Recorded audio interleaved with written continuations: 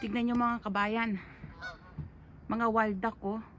Parang puti ang kulay nila. Ayan, mga wild duck po yan. So, pag lumalamig na yung panahon dito, nag-i-start na siyang lumamig talaga. Nagmamigrate na po sila sa ibang bansa. Ayan. So, ngayon ay mag-harvest tayo ng mabilisan. First batch lang to. Umaga ngayon at may pasok pa ho ang lola nyo.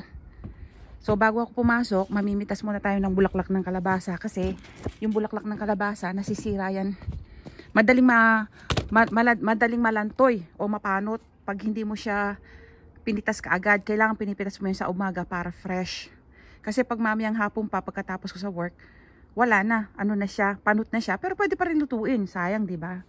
Pero ngayon mamimitas muna tayo ng bulaklak ng kalabasa. Naku, may bunga siya. Oh, ayan oh. So, alam nyo bang pinopollinate ko yan? Ayan. So, kuha tayo ng bulaklak na lalaki. Yan ang sikreto kung bakit ako maraming hina-harvest na bunga. Ayan. Tapos yung pinakadulo ng bulaklak na lalaki. Ayan oh. Yan ang lalaki, di ba? Iaano ko dyan sa ng babae na bulaklak. Ayan. Para din silang tao. Ayan ha. Baka ma-sensor tayo. Para din silang tao. Kailangan magkaroon ng mating yung bulaklak na lalaki sa babae. Naku, naputol ko pa yung tangkay. Ayan, anuhin na lang natin, dahan-dahan na lang tayo. Ayan. So, isasawsaw, ayun, isinawsaw natin yan. Ganyan ang magpo-pollinate mga kabayan. So, gawin nyo ito sa mga kalabasa nyo at sigurado 80 to 90% matutuloy yung bunga ng kalabasa nyo. Kasi ngayon, sa panahon ngayon, dahil sa global warming, kakaunti na rin yung mga insekto para mag-pollinate nito. Kakaunti na lang yung bees, yung butterfly, halos wala na, mga tutubi, o yung kung ano pang mga insekto na nagpo-pollinate. So, halos kaunti na lang yun. So, ngayon, ima-manual pollinate na natin para masigurado matuloy yung bunga. Yan, hindi na ganun karami yung mga bulaklak kasi ano na siya, palaos na kasi matagal na rin namumunga itong mga kalabasa ko eh.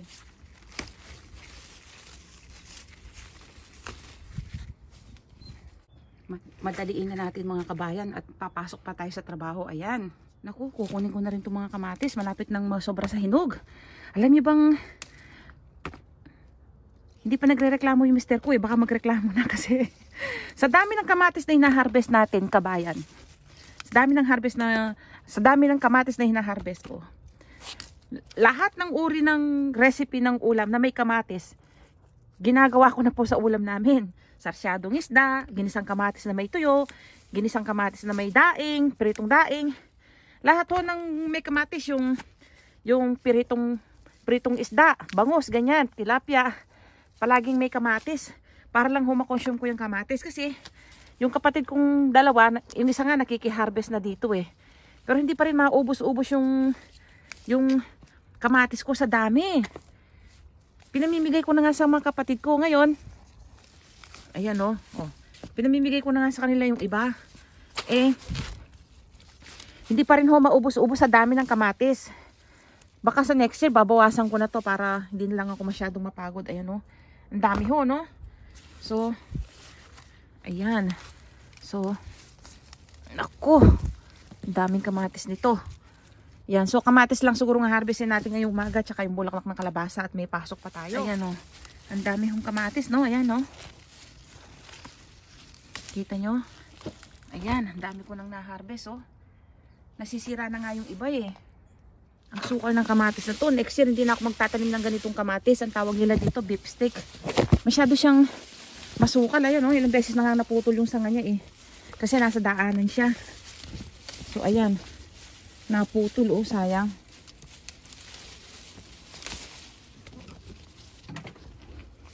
Eh, akalain ko bang lalaki siya ng ganito? Ayan, ayan. Ang dami ng kamatis eh. Nayupi yung mga ano ko, bulaklak ng kalabasa. Ayan. So, ito pa siya mga kabayan. Ayan. Oh, ang ganda oh. Kunin na natin. Ayan.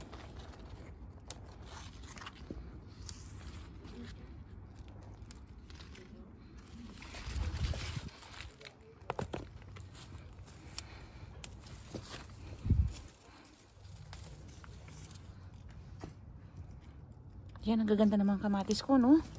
Naku, bibigyan ko na naman yung mga kapatid ko nito. Tatawagan ko sila kasi hindi ko naman mauubos lahat to.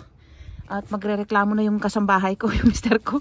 Sasabihin niya, purgang-purga na ako sa mga kamatis mo. Ayan. Eh, pero kung tutuusin, di ba, blessing ho tong kamatis na to. Ibig ko sabihin, yung iba nga, walang pambili ng kamatis, di ba? O, ang mahal ho kaya ng kamatis. Ayan, so. Pero alam nyo ba na pag summer, dito sa Canada, medyo mura ang kamatis. Pag summer lang ho, napakamura ng kamatis. Ayan. Kaya lang masarap kasi yung sarili mong tanim kasi organic. Hindi ini-spray, sigurado kang walang pesticide yung kinakain mo. Kasi sa panahon ngayon, yung mga binibili natin sa grocery at saka sa mga palengke, hindi ka naman 100% na walang ano yan, chemical. At least ito, sigurado ka na walang chemical. Ayan, ang dami ko ng kamatis mga kabayan, oh. Naku, hiwalay natin tong ano, kawawa naman yung mga bulaklak ng kalabasa ko, oh. Ayan, tuwang-tuwa ako dito sa mga cherry tomato na to. Grabe, kung mamunga, talagang ang dami, oh. Tingnan nyo, oh. Hitik na hitik sa bunga. Ayan. Yan, oh. Talagang ikaw magsasama sa dami ng bunga, oh. Kada 2 araw o 3 araw, hindi pwedeng wala kang pipitasin na kamatis na hinog na. Ayan, ang dami yung bunga. Oh, kita nyo naman yung mga bunga niya, oh. Talagang hitik na hitik. Kaya nga tuwa akong itanim. Yung cherry tomato talaga, o tinatawag nilang grape tomato. Ito yung pinamagandang itanim. Kahit na anong klase pang, kasi maraming klase ng grape tomato yan. May pahaba, may pabilog, may maliit, may malaki-laki ng konti. Iba-ibang ano rin yan, mga iba-ibang klase rin ng grape tomato. Pero kahit na anong klase pa siya, pirming-pirme mga kabayan, mabunga sila at saka matagal ang bunga. Winter na dito, nagbubunga pa rin. Sayang nga at nagwi-winter dito, kung hindi nagwi-winter, aabot ito ng halos 1 taon yung puno na to. Kaya may git kalahating taon bago siya mamatay. Talaga namumunga siya unless patayin mo. Kasi merong tumubo sa loob ng bahay ko. Natapos na yung winter, 7 months yun, diba? Buhay pa rin dun sa paso.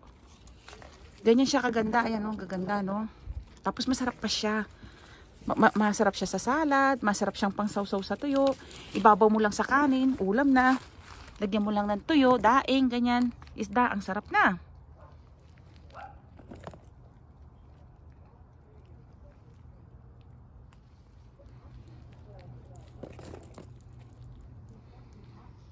Oh, dito naman tayo sa area nito. Ayan, marami.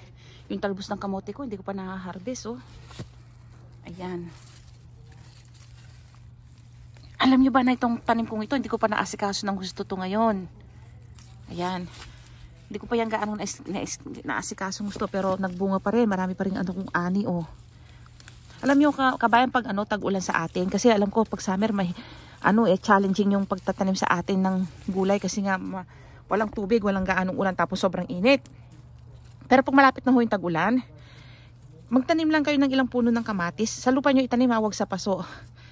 Hindi kayo mawawalan ng ulam. Kamatis, yan. Okra, lalong-lalo na yung talbos ng kamote. Naku, ang laki ng matitipid yung mga kabayan.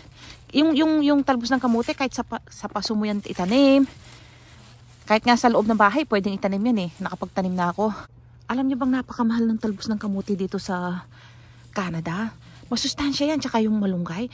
Tapos bihirang-bihira ka pang makabili ng talbos ng kamote dito. Seasonal lang, tapos ginto ho talaga. Naku, may bunga ulit to. So ipopollinate natin. Ayan, popollinate natin.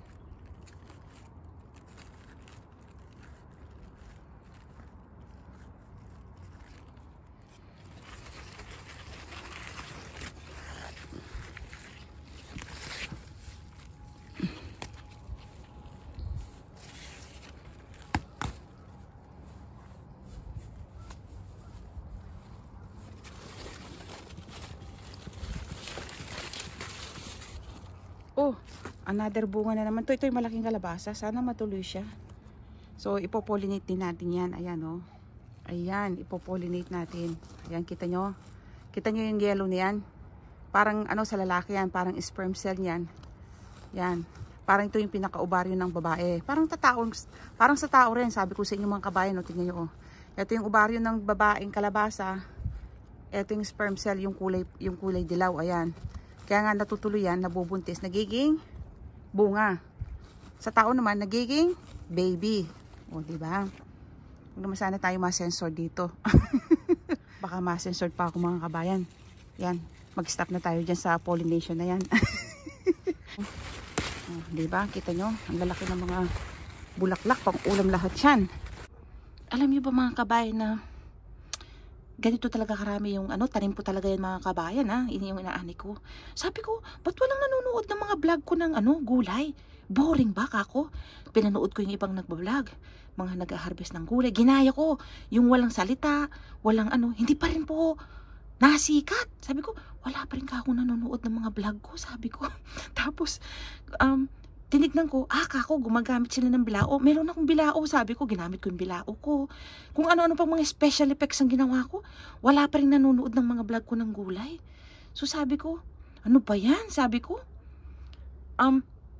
ano pa kaya pwedeng gawin kako para naman panoorin yung mga vlog ko ng gulay. Pero okay lang mga kabayan, darating din tayo dyan.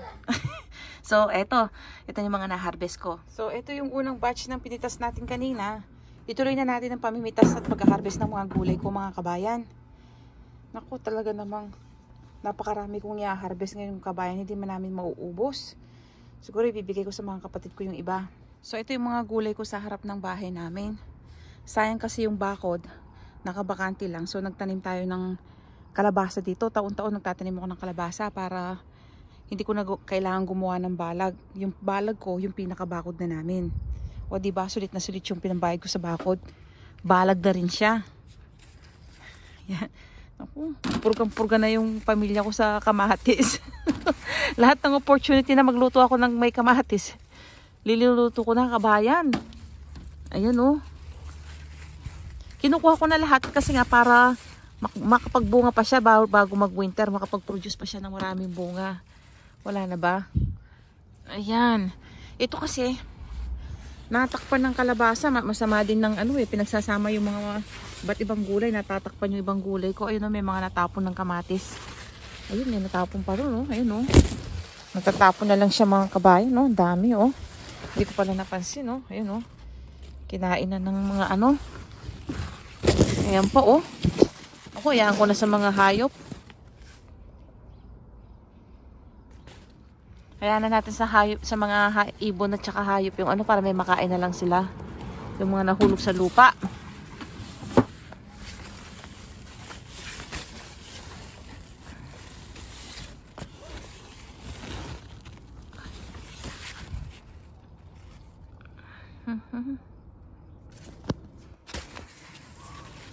Ito. Ayan.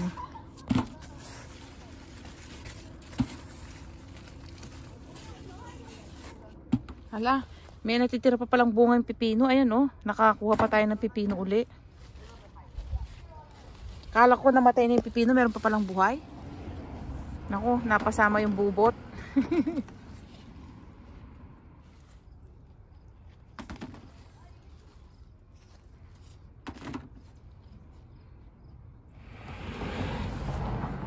Nakakarami na naman tayo mga kabayan.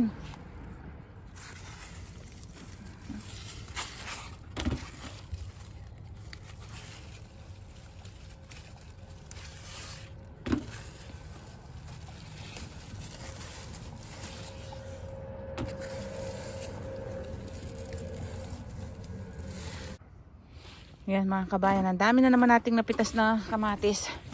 Yung kalabasa ko marami mga kabayan, hindi ko palang pinipitas. Kasi wala pa naman hindi pa naman ako magluluto. Yung napitas ko na una, hindi ko pa nga nailuluto, iluluto ko pa lang.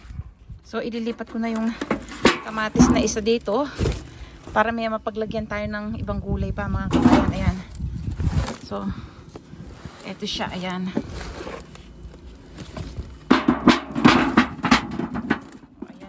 Kabayan, ililipat natin. Ito medyo malambot na yung mga yan at nabitak na, so iluluto na natin yan. Yung medyo maayos-ayos pa, so itutuloy ko na yung pag-harvest ng iba pang gulay mga kabayan. At madilim na, baka hindi ko na makita yung mga dapat kong pitasin. Hindi ganun karami yung bunga ng mga ampalaya ko ngayon kasi ang ginawa ko kabayan, pinagpuputol ko yung mga sanga para magsanga pa uli. Kasi ang habol ko sa ampalaya yung dahon.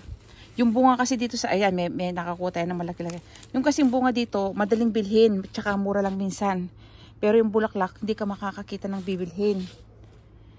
Ayan, kaya, ay, yung bulaklak. Yung, pala mga kabayan, yung dahon, hindi ka makakakita ng mabibiling dahon. Usually, mga bunga lang. So, ngayon, sinasamantala ko, dahil gustong-gusto ko yung dahon. Yan ang masustansya mga kabayan eh. So, pinagtsatsagaan kong magtanim para sa dahon. Ayan, ako, matanda na pala to. Hindi ko agad pinick up. Pero pwede pa to.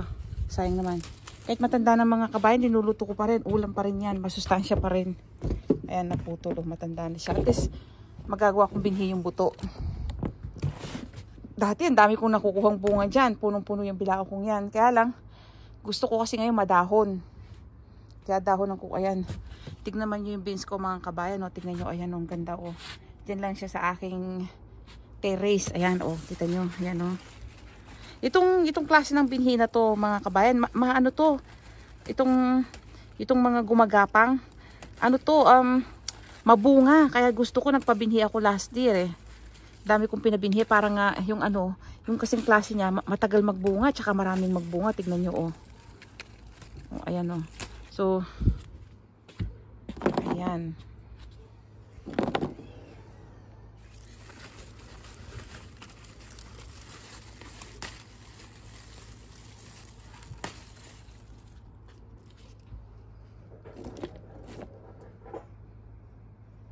Kalain nyo mga kabayan, dito lang ako namita siya. Niyang kumpul lang na yan sa terrace ko. Ganito karami na nakuha kong bunga, oh. Hala, meron pala dito mga kabayan. Ayan, oh. Oh, ang dami, oh.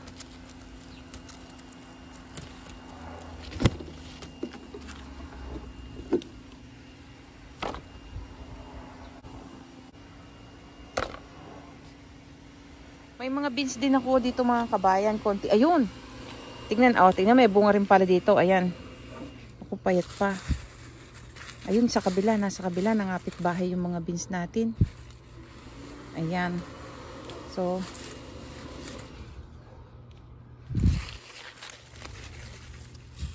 nalaos na yata yung mga beans ko dito. Wala nang gaanong bunga.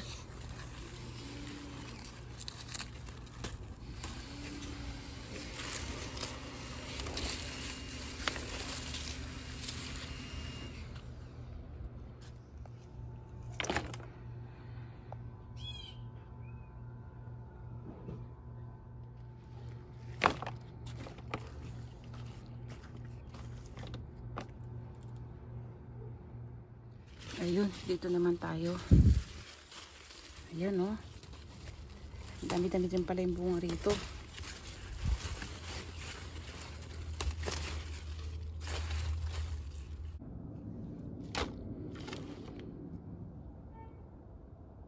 Nakalimutan ko nga pala itong mustasa ko. Gagawin ko palang binhi ito. Baka maubos. Kuhanin na natin. Naku, eto na naman. Ito pa mga kabayan, kamatis na naman uli. Hindi pa pala naubos yung na-harvest ko kanina. Ang dami, oh. Ayun, oh. Kaganda, no? Ayan mga kabayan, ang ganda ng mga kamatis ko, oh. Ayan mga kabayan. Nag-ano na rin tayo ng talbos. Marami pa yung talbos na yan. Ayan. Ako, ang dami kong na-harvest. Daming pang ulam nito. Ito pa mga kabayan yung mga talbos. Alam niyo bang, halos wala na siyang talbos. Dahon na lang. So, kinukuha ko na lang yung dahon. Sayang, di ba?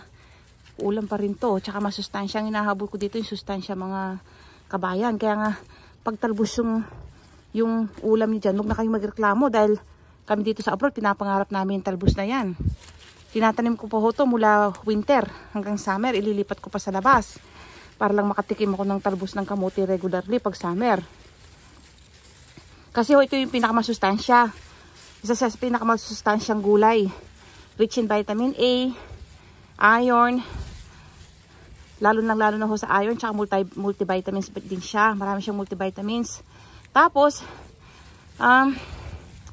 rich in fiber pa ho siya. Mga kabayan, rich in fiber to, kaya magpasalamat kayo kung ang ulam nyo araw-araw ay ganito.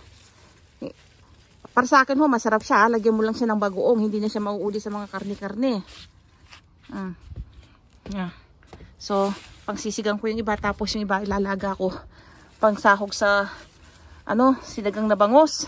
Yung iba ilalaga naman, iditerno ko sa inihaw na bangus mga kabayan. Tapos yung mga kamatis ko ipapalaman ko dun sa bangus. Tsaka yung dahon ng sibuyas ko dito sa garden. Sabi ko sa inyo, sarap ng ulam ko araw-araw dahil dito sa garden ko to. Organic pa, walang pesticide, nakakasiguro ka pa. Kaya mga kabayan, yung talbos ng kamote dapat hindi kayo nawawalan sa bakod nyo yan. Masustansya yan. Sasabihin ko sa inyo, kahit ganyan ang ipaulam nyo sa anak nyo araw-araw, kahit paminsan-minsan lang yung isda at saka hindi ho magiging malnourish yung mga anak nyo. Garantisado yan mga kabayan, ito yung masustansya talaga. Ayan. So ayan yung ating napitas. Nailuto ko na nga yung kaninang umaga yung bulaklak ng kalabasa na igisa na po natin kasama ng munggo. Kung nagustuhan nyo ang aking video, huwag nyo kalimutang i-like.